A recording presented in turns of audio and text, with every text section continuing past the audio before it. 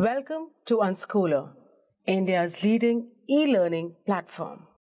So today we are going to start with the second chapter of Civics Class 6. In the first chapter of Class 6, we had done about understanding diversity. That is the kind of differences, we have.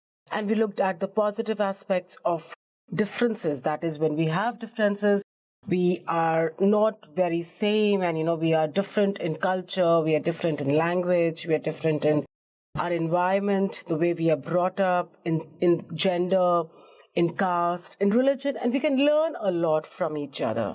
That is the positive aspect of diversity.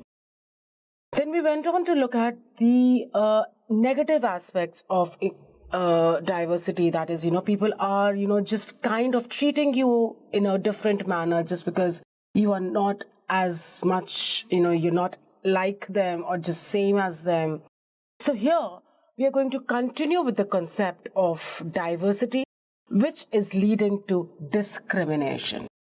When I talk about diversity, that is difference. So difference and prejudice, you got to understand the basic difference between difference. That is the kind of approach, the kind of the changes in opinion. Like I might be thinking something else and you might be thinking on some other lines.